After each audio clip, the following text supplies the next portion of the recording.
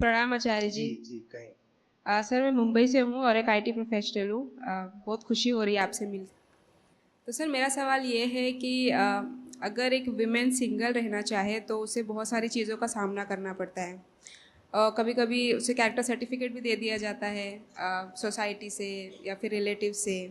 हालांकि इस विषय में मैंने आपके कुछ वीडियोस भी देखे हैं जिसमें आपने मेंशन किया हुआ है अगर आगे बढ़ना है तो ये सारी चीज़ों को पीछे छोड़ना होगा। लेकिन सर यही बात हम अपनी फैमिली को कैसे समझाएं कि जो सोसाइटी बोलती है स्पेशली पेरेंट्स को कि जो सोसाइटी बोलती है जो वो करती है आई मीन उन सारी चीज़ों का तवज्जो नहीं देना है। तो क्योंकि कहीं ना कहीं मेरा मानना ये है कि फैमिली को अकेले रहने देने में कोई प्रॉब्लम नहीं है। सबसे बड़ी प्रॉब्लम आती है सोसाइटी। तो नहीं, सर आप इस पे थोड़ा आप लोग मार्गदर्शन दीजिए। विशेषकर महिलाएं जब ये पूछते हैं कि आत्मनिर्भरता संबंधी विषय पर, स्वतंत्रता के मुद्दे पर, सिंगल वुमन बनकर एक मुक्त जीवन जीने के मुद्दे पर दूसरों को कैसे समझाएं, तो एक जगह पर आप थोड़ा अटक रहे होते हैं, उलझ रहे होते हैं। आपने अभी चरित्र की बात करी। चरित्र को लेकर क्या कहा आपने, फिर से बोलिएगा, माइक दीजिएगा एक बार। जी सर। हाँ, तो कैरेक्टर सर्टिफिकेट दे दिया जाता कैरेक्टर है। सर्टिफिकेट, हाँ, कि दूसरों से चरित्र का प्रमाण पत्र पाने के मुद्दे पर, इन सब मुद्दों पर आप पूछा करती हैं कि दूसरों को समझाएं कैसे, समझाएं कैसे। हमेशा यही होता है। आप कहते हैं हम तो समझ गए हैं कि हमें एक अच्छा, ऊंचा, सार्थक जीवन जीना है, लेकिन घर वाले नहीं समझते और समाज नहीं समझता, तो उनको कैसे समझाएं। और ये प्रश्न अधिकांशतः महिलाओं की ओर से ही आते हैं। मैं कह रहा हूं कि इस प्रश्न में उलझाव है अभी थोड़ा। आप दूसरों को समझाने की बात कर रही हैं, ये प्रश्न ही अभी लेकिन थोड़ा सा उलझा हुआ है। उलझाव ये है कि सवाल ये है ही नहीं कि दूसरों को समझाएं कैसे। सवाल होना ये चाहिए कि दूसरे अगर समझने को नहीं भी तैयार हैं तो मुझ में दम क्यों नहीं है कि दूसरों के समर्थन के बिना सच की खातिर सही जिंदगी जीऊं। सच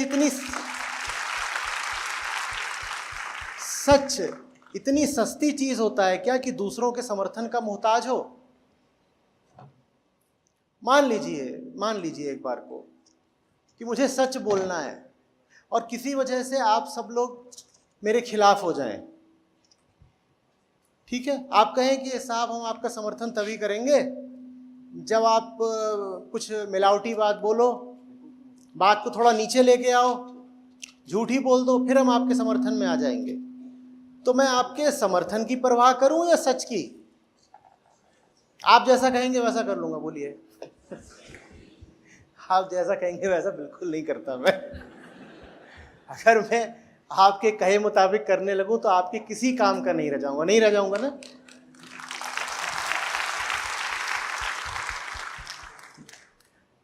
तो मैं आपके काम का इसीलिए हो पा रहा हूं क्योंकि मैं बहुत इस बात का ख्याल नहीं रखता कि आप मेरा समर्थन करेंगे कि नहीं। इससे ये नहीं है कि मैं आपकी उपेक्षा करता हूं, इसी में मेरा प्रेम है आपके लिए। अगर मैं आपके कहे अनुसार चलने लग गया तो ये आपके प्रति एक प्रकार की हिंसा हो जाएगी। समझिए इस बात को। आप किसी भी दिशा जा रहे हो और मैं आपकी ही दिशा का अनुगमन करने लगूं या समर्थन करने लगूं, तो मैं फिर आपकी भलाई चाह रहा हूं या आपकी बुराई में सहायक हो रहा हूं? बोलिए। हाँ, तो सच्चाई के मुद्दे पर दूसरों के समर्थन की इतनी नहीं परवाह करी जाती बाबा। ये आ रही है बात समझ में? महिला होने के नाते प्रकृति ने आपको भावना थोड़ी ज्यादा दी है, ममता थोड़ी ज्यादा दी है। और प्रकृति ने आपको वो सब इसलिए दिया है, आप जानती हैं कारण, मैं क्या समझाऊं, इतनी बार तो समझा चुका हूं। प्रकृति ने वो सब कुछ आपको बिल्कुल भौतिक कारणों से दिया है, ठीक है। जंगल में जो माँ होती है वो अपने नवजात की भली भांति देखभाल कर पाए और उसको बड़ा कर पाए, इसके लिए आवश्यक है कि प्रकृति वो जो माँ है उसमें कुछ विशेष भावनाओं का अतिरिक्त संचार करके रखे। वैसी भावनाएं पुरुष में भी होती है, महिला में प्रकृति ज्यादा रखती है। खेल सादा हार्मोन्स का है बस, और कुछ नहीं। और वो सारा खेल बस इसलिए होता है ताकि जो प्रकृति का चक्र है वो आगे चलता रहे। अब आप वो जो प्रकृति प्रदत्त भावना है उसको प्रेम काय को माने बैठी है।